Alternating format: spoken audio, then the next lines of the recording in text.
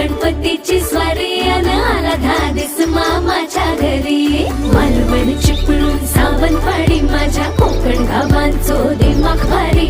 दिसते भारी गणपतीची स्वारी माझ्या कोकणा वाटे तुम्ही वलवा गाडी. धमाधमान हाका गाडी माझ्या कोकणचो रस्तो नागमोडी.